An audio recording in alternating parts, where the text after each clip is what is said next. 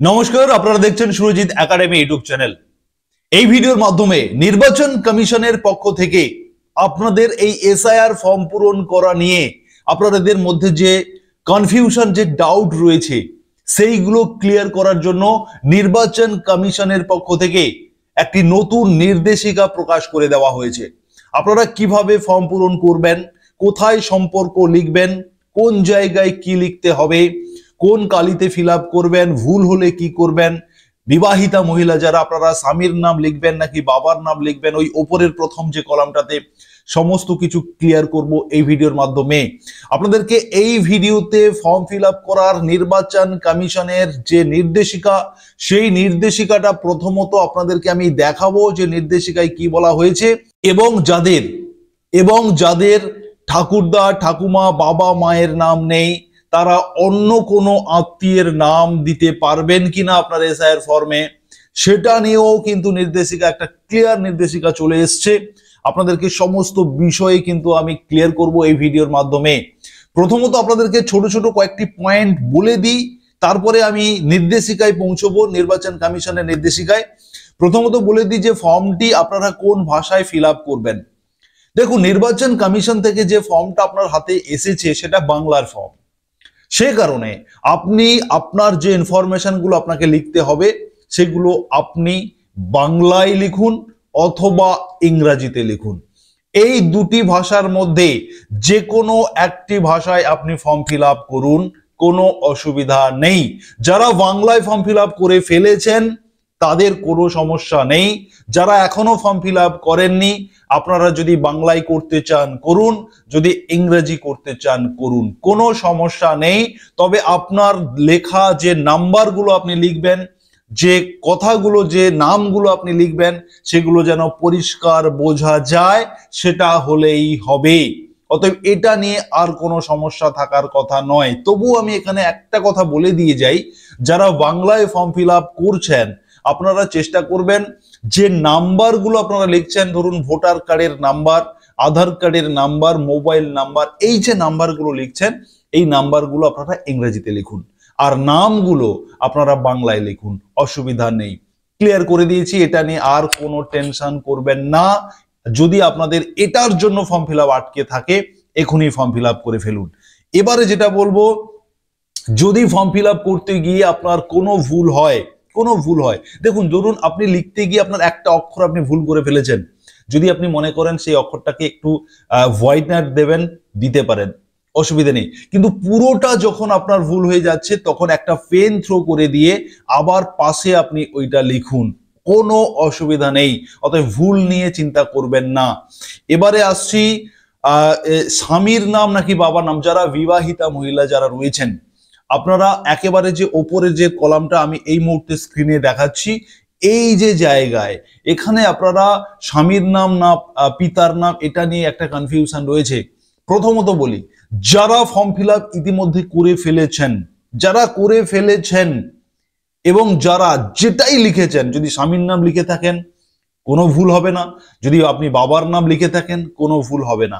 আর যারা এখনো form fill up করেননি তাদেরকে আমি বলবো, যারা করেননি আপনারা ওইখানে বিবাহিতা মহিলাদের ক্ষেত্রে বাবার নাম লিখুন। যদি জীবিত হয়ে থাকে এপিক নাম্বারটা নিচে দিন, যদি জীবিত না হয়ে থাকে, যদি মৃত হয় সেক্ষেত্রে এপিক নাম্বার দেওয়ার দরকার নেই। এবং যারা মৃত, আপনারা সেই মৃত ব্যক্তিদের নামের আগে আপনারা লেট লিখবেন কিনা বা যে ঈশ্বর চিহ্ন যেটা রয়েছে সেটা দেবেন কিনা, এটা কিন্তু কোনো ম্যান্ডেটরি নয়। আপনি চাইলে দিতে পারেন, না চাইলে না দিতে পারেন, এটা নিয়েও খামোখা টেনশন করবেন না। এটা একটা সাধারণ ব্যাপার, আপনার খুশি, যা আপনি করতে চান করতে পারেন এই যে লেট লেখার ক্ষেত্রে বা ঈশ্বর লেখার ক্ষেত্রে। তাহলে এই বিষয়টাকে ক্লিয়ার করতে পেরেছি যে স্বামী লিখবেন নাকি বাবা লিখবেন। যারা লিখে ফেলেছেন স্বামীর নাম কোনো ভুল হয়নি, যারা বাবার নাম লিখেছেন কোনো ভুল হয়নি, যারা একেবারে লেখেননি তারা বাবার নাম লিখুন, কারণ নিচে একটা স্বামীর নামের জায়গা রয়েছে, সেখানে আপনি স্বামীর নামটা দেখাতে পারবেন। এটাই হচ্ছে কথা।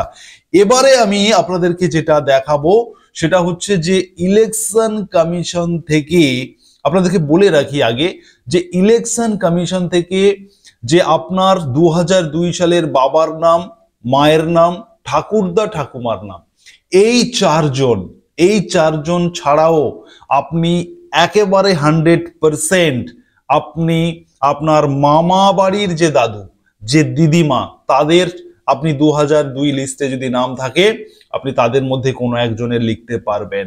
যদি আপনার দাদার নাম থাকে, আমি ভাই বলছি না, এখনো কিন্তু ভাই কথাটা বলিনি, যদি আপনার দাদার নাম থাকে 2002 লিস্টে, আপনি দাদার নামটাও আপনি ওই ডান দিকের কলামে, আমি স্ক্রিনে দেখাচ্ছি, ডান দিকের কলামে আপনি দাদার তথ্য ফিল আপ করুন। ইলেকশন কমিশন থেকে পরিষ্কার জানিয়ে দেওয়া হয়েছে যে আপনি বাবার নাম লিখতে পারবেন, আপনি মায়ের নাম লিখতে পারবেন, আপনি ঠাকুরদা ঠাকুমার নাম লিখতে পারবেন, আপনি মামা দাদু এবং দিদিমার নাম লিখতে পারবেন, আপনি আপনার দাদার নাম লিখতে পারবেন। এই সম্পর্কগুলোকে একেবারে ক্লিয়ার জানিয়ে দেওয়া হয়েছে। যাদের এই সম্পর্কের মধ্যে যারা রয়েছে, আপনি যদি লিখতে চান লিখতে পারেন। এবারে আপনাদের প্রশ্ন হতে পারে যে তাহলে কি স্যার আমি ভাইয়ের নাম লিখতে পারবো?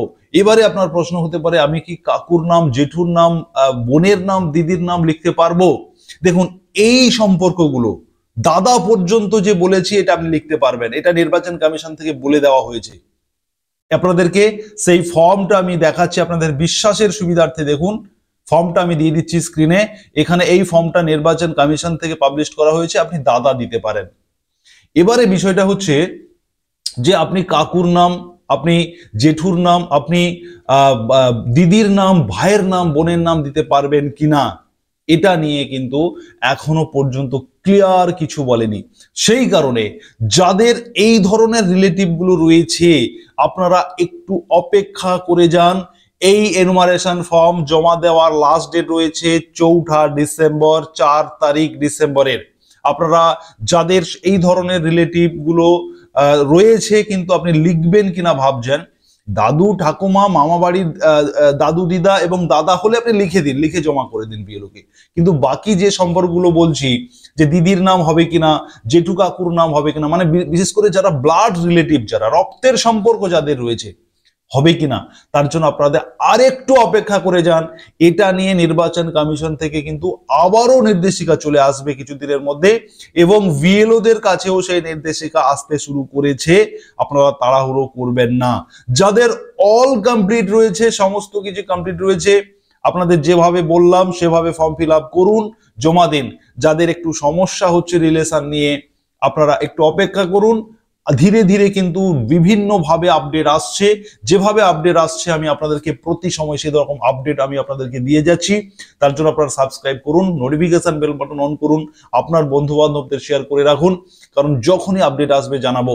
এবারে যেটা বলবো যে সম্পর্কটা আপনি কোথায় উল্লেখ করবেন, এটা নিয়ে একটা সমস্যা রয়েছে। বিএলওরাও এটা ক্লিয়ার করতে পারছে না, নানান বিএলওর নানান মত। সেই কারণে নির্বাচন কমিশন থেকে পরিষ্কার বলে দেওয়া হয়েছে। এই যে দেখুন ফর্মটি আপনার সামনে আমি রেখেছি, দেখুন যখন আপনি ডান দিকে আপনার দাদুর নাম, ঠাকুমার নাম, আপনার দাদার নাম, আপনার মামা দাদু দিদিমার নাম যখন এগুলো লিখছেন ডান দিকের এই কলামটাতে, তখন আপনি তার সঙ্গে আপনার কি সম্পর্ক সেটা আপনি এই যে দেখুন বাম দিকের যে সম্পর্কের জায়গা আছে, এইখানে আপনাকে নির্বাচন কমিশন বলছে আপনি এইখানে লিখে দিন। কারণ মূল বিষয়টা হচ্ছে যে আপনাকে বোঝাতে হবে যে আপনি সম্পর্কটা কি হয়েছে, মানে কি রয়েছে আপনার সঙ্গে। যদি আপনারা আরো সুবিধা হবে, আপনি এই যে ওপরের যে কলামটা আমি দেখাচ্ছি এই মুহূর্তে, এই জায়গায় আপনি যদি ব্র্যাকেট করে, আপনি যার তথ্যটা দিচ্ছেন তার নামের পাশে ব্র্যাকেট করে যদি আপনি তার সঙ্গে আপনার কি সম্পর্ক সেটা লিখে দেন, তাহলেও 100% কারেক্ট। অতএব এই যে ছোট ছোট যে সমস্যা, কনফিউশনের জন্য যে আপনাদের ফর্ম ফিল আপ আটকে আছে, আর আটকে থাকার কোনো জায়গা নেই। আর একটা ছোট্ট কথা এই ভিডিওতে বলে যাব, কিন্তু অত্যন্ত গুরুত্বপূর্ণ, যে নির্বাচন কমিশন থেকে যে নির্দেশিকাটি দেওয়া হয়েছে সেইটা আমি আপনাদেরকে স্ক্রিনে নিয়ে আসি। সেইটা বোঝাতে গিয়ে আমি কিন্তু গুরুত্বপূর্ণ কথাটা বলবো, আপনারা মনোযোগ দিয়ে শুনুন। অন স্ক্রিন আপনারা দেখতে পাচ্ছেন মুখ্য নির্বাচনী আধিকারিক পশ্চিমবঙ্গ, একেবারে নির্বাচন কমিশন থেকে এই গণনা ফর্ম পূরণের কিছু পরিস্থিতি ও নমুনা দেওয়া হয়েছে, যেটা নিয়ে আমি এতক্ষণ কথা বলছিলাম। আপনারা ফর্ম ফিল আপের যে জায়গাগুলো অত্যন্ত সহজ সেগুলো আপনারা প্রত্যেকেই জানেন, যেগুলো নিয়ে মূলত কনফিউশন সেগুলোই আমি ক্লিয়ার করছি এই ভিডিওতে।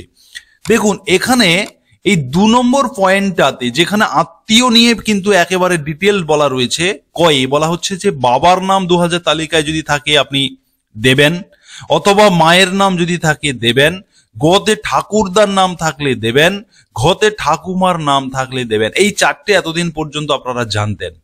এবারে যেটা নতুন আত্মীয়তে নির্দেশিকায় চলে এসছে যে আপনি দাদুর নাম, অর্থাৎ মামা বাড়ির দাদুর নাম 2002 থাকলে দিতে পারেন, দিদিমার নাম যদি থাকে আপনি দিতে পারেন, এবং 6 বলা হচ্ছে অন্যান্য আত্মীয় 2002 তালিকায় আছে। এখন প্রশ্ন, অন্যান্য মানে কারা? দেখুন নির্বাচন কমিশন বলে দিয়েছে যে দাদার নাম আপনি দিতে পারবেন, তাহলে ভাই কিংবা দিদি বোন এই সমস্ত সম্পর্ক, কাকু জেঠু এই ধরনের সম্পর্ক আপনি দিতে পারবেন কিনা সেটা কিন্তু এই নির্বাচন কমিশন থেকে ক্লিয়ার উল্লেখ করেনি। এটা নিয়ে কিন্তু একটা প্রশ্ন চিহ্ন থেকে যাচ্ছে। তার জন্য আপনাদেরকে আমি বলে দিয়েছি আপনারা একটুখানি অপেক্ষা করে যান, এই সমস্ত সম্পর্ক দিয়ে আপনি ফর্ম ফিল আপ করতে পারবেন কিনা। আশা করি, আমার ব্যক্তিগত মত, আমি আপনাদেরকে করতে বলছি না, কিন্তু আমার ব্যক্তিগত মত, ধীরে ধীরে এই আপডেটগুলো চলে আসবে এবং এই আপডেটগুলো নেওয়ার অর্থ আপনাদেরকে হিয়ারিং এ ডেকে পাঠানো হবে। হিয়ারিং এর সময় আপনি আপনার সমস্ত কাগজপত্র এবং যিনি আপনার কাকা জেঠু বোন বলে যাকে আপনি যে সম্পর্কটা উল্লেখ করবেন, অরিজিনালি তাদের সঙ্গে আপনার সত্যি কোনো সম্পর্ক আছে কিনা সেগুলো যাচাই করার জন্য, সেগুলো দেখার জন্য কিন্তু হিয়ারিং এ আপনাদেরকে ডেকে পাঠানো হবে এবং ধীরে ধীরে সেই নির্দেশিকাগুলো আসবে। তার জন্য এই ধরনের সমস্যায় যারা রয়েছেন আপনারা একটু অপেক্ষা করে যান। বাকি দাদা পর্যন্ত যে সম্পর্কের লিস্ট আপনাদেরকে দিলাম তারা 100% ফর্ম ফিল আপ করতে পারেন, কোনো অসুবিধা নেই। যারা এতক্ষণ এই ভিডিও শুনছিলেন আপনারা অবশ্যই সাবস্ক্রাইব করে রাখুন। নির্বাচন কমিশনের পক্ষ থেকে এসআইআর সংক্রান্ত যখন যেভাবে আপডেট আসবে আমি আপনাদের সামনে সেই তথ্য তুলে ধরবো। ধন্যবাদ।